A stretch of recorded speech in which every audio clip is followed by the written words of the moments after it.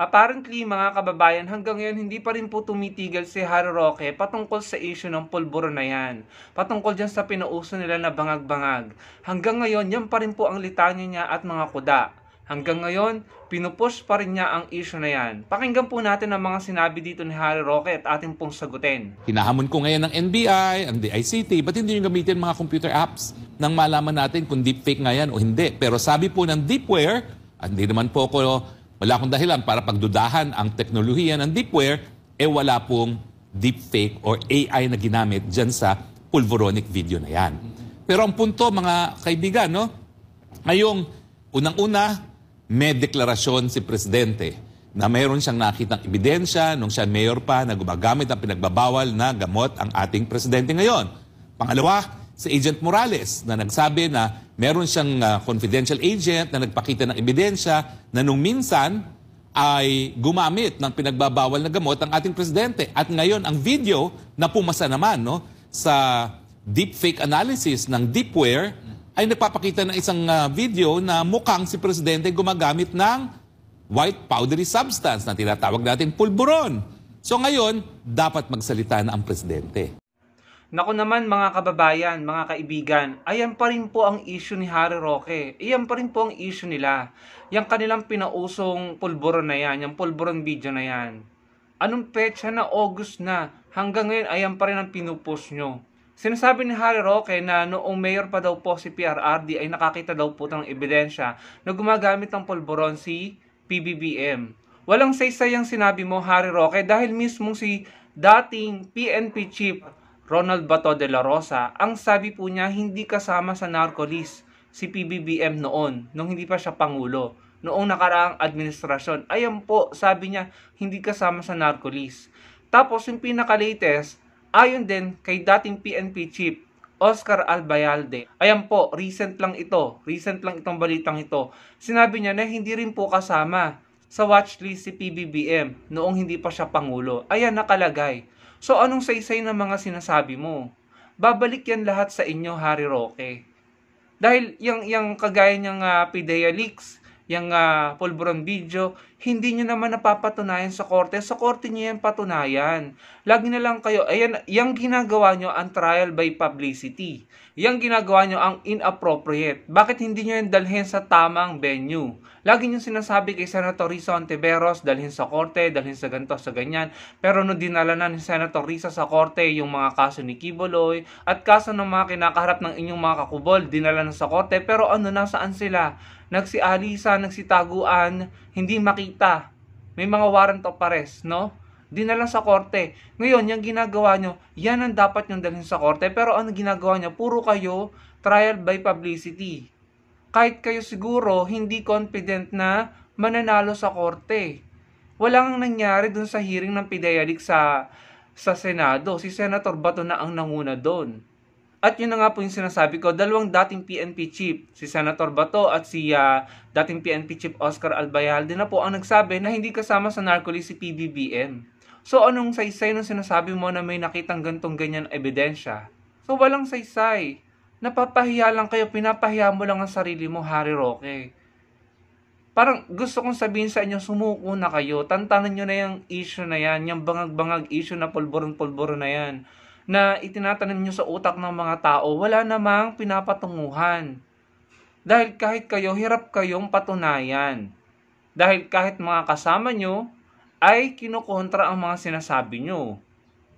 Yung mga dating tauhan pa ni dating Pangulong Duterte ang nagsabi, wala sa narco-list. 'Di ba? So anong kakahinatnan yan? Kaya ngayon hindi ko talaga maalis na questionin or tanungin anong intention nyo, Harry Roque, kung bakit lagi niyang pinupush. Ano ba talaga yung goal nyo? Bakit niya lagi yung pinupush? Pakinggan po natin itong mensahe or sinasabi ni Senator Risa Hontiveros dito. Siguro ito po yung sagot sa tanong ko or sa tanong natin na kung bakit hindi tumitigil sila, Harry Roque, sa ganyang pagpupush nila sa pulburon issue na yan. Pakinggan po natin si Senator Risa Hontiveros. Hindi lang basta-bastang Chinese ang nagtago sa sinasabing bahay ni Harry Roque. Itong si Sun Liming ay bigating pugante na nasa red notice ng Interpol. Sabi ni Roque, ang may-ari ng bahay ay ang PH2 Corporation, ng majority shareholder ay Biancham Corporation, kung saan incorporator siya at mga associates niya. Inamin din ni Roque na may bantay siya mismo sa bahay at supervise niya ang nangyayari doon. Kaya nakapagtataka na sa dami ng bahay sa Pilipinas, kay Roque pa talaga napunta ang pugante. Ayon sa PAOK, IT manager si Lining ng Lucky South 99, ang POGO na tinutulungan ni Roque aregluhin ang mga utang sa PAGCOR. It appears this fugitive and Roque run in the same circles. Nakakabahala ang dami ng mga dayuhang kriminal na nasa bansa pa dahil sa POGO. While a ban was already announced, we in the Senate need to craft measures to ensure that this industry never comes back again.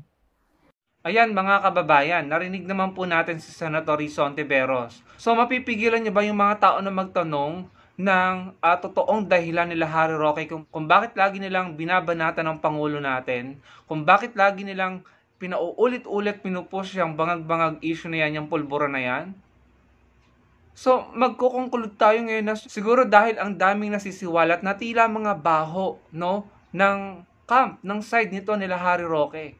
Kagaya niya, narinig nyo naman po yung sinabi ni Senator Risa Hontiveros. At sino matutuwa na malalaman mo na yung mga naandoon nakatira sa bahay nagtatago ay mga pugante or pinaghahanap ng batas sa ibang bansa, gumawa ng illegal. Sino matutuwa dyan, Harry Roque? Kahit pa sabihin mo na hindi talaga ikaw ang may-ari, yung pangalan mo ay nadadawit sa POGO. Sa POGO na pinasara or pinapahinto, pinapasara na lahat ng Pangulo. So, maiiwasan ba natin na tanungin, bakit ba kayo nagkakaganyan? Bakit ba kayo push ng push at paulit-ulit na ang kulit nyo patungkol sa bangag-bangag issue na yan at pulburon issue na yan? Bakit kayo paulit-ulit? Siguro dahil sa mga sinuwalat ni Senator Risa Hontiveros. Siguro dahil pinapahinto na ng Pangulo ang POGO na maiiwasan nyo ba kaming tanungin dahil siguro apektado kayo? Dahil maraming naisiwalat na tila hindi maganda na involvement nyo sa POGO? Kaya kayo nagkakaganyan? Kaya ang nagiging outlet nyo ay yung i-push ng i-push yung video na yan, yung pulburon video na yan. Grabe kayo. So mga kababayan, kayo na lang po ang mag-analyze at humusga. Bakit hindi sila tumitigil? Yung mga kuda nyo, mga DDS, yung pinagyayabang nyo na pananakot nyo na huling sona na ng Pangulo nung July. Dahil magpi-people power kayo. Anong nangyari? Walang nangyaring people power. Hindi nyo pa ba naiintindihan? Hindi kayo nakakakuha ng suporta. Paulit-ulit na kayo dyan sa mga video-video na yan, sa mga polboron-polboron na yan, hindi naman kayo nakakakalap ng suporta. Hindi kayo dumadami. Ang katotohanan, umuunti kayo. At gumanda pa nga yung ratings ng Pangulo, Harry Roque. Ayan ang resulta ng mga pinagagawa nyo. Nag-improve pa yung ratings. 'Di ba? So, kung ako sa inyo, makipagtulungan na lang kayo sa gobyerno, sa kapwa nyo Pilipino, kagaya ng ginagawa ng mga kakamping nila Atty. Leni Robredo, humanap ng paraan na makatulong sa gobyerno, sa Pangulo, sa mga kababayan natin. Kagaya nito, inilunsad ng Angat Buhay yung Bayan Ko, Teacher Ko, na tinuturuan ng mga kabataan na magbasa, yung mga beginners, no? Mga bago pa lang nag-aaral. Ayan, nagtuturo po ang mga volunteers ng Angat Buhay, ang mga kakamping sa mga kabataan na makabasa sila. Yan po ay libre. Malaking tulong sa mga magulang. Tapos nagpapatayo po sila ng panibago na namang, hindi ko alam kung dormitoryo ito or classroom. Pinapakita ko na lang sa inyo yung pictures. So kung ganyan ang ginagawa nyo, inilalaan nyo ang inyong energy, ang inyong resources, ang inyong oras sa pagtulong sa kapwa natin Pilipino, talagang uunlad tayo pare-pareho. Pero wala inuubos nyo ang inyong energy, gumagastos kayo sa inyong mga rally, inuubos nyo ang inyong oras sa babatiko, sa kawewelga, wala naman kayong napala, wala naman pinatunguhan.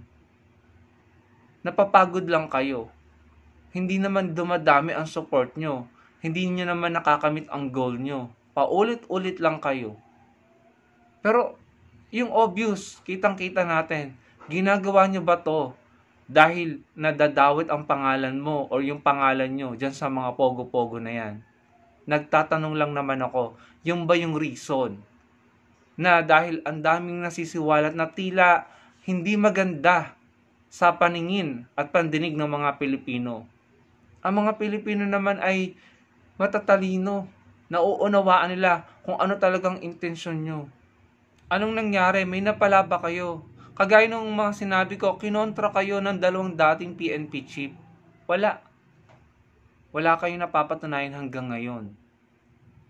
Paano tayo uusad niyan kung lagi na lang ganyan?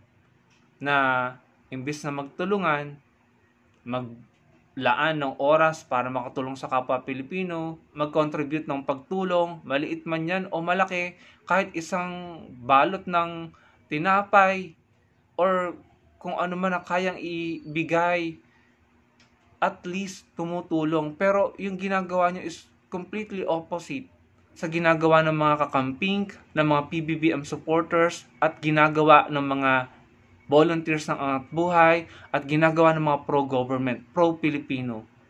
Yun na nga lang ginagawa nyo na tila pagkampi sa China, sa issue ng West Philippine Sea. Sobrang sakit na yun para sa aming mga Pilipino. Na mas tila kinakampihan nyo, ginajustify nyo, pinapaliwanag nyo yung claim ng China against sa claim nating mga Pilipino, against sa interes at seguridad ng ating bansa. Tama ba yun? Kayo na lang mga kababayan ang humusga. Talagang nakakadismaya po ang pinagagagawa nila Harry Roque. Paulit-ulit na lamang, August na. Wala namang nangyari dun sa sinasabi nilang yung mga DDS kasi dati naringgan ko na magpi-people power daw po sila. At huling sona na daw po ng Pangulo yung nung July. Pero anong nangyari? Wala. Wala silang napala. Hanggang ganyan na lamang. Yun lang mga kababayan. Kayo na lang po ang humusga. Kayo na lang po ang mag-conclude. I-share nyo po ang inyong opinion sa comment section. Marami pong salamat sa panonood at sana po ay ma-like nyo ang video natin. Magkita-kita po tayo sa susunod kong video. Salamat po.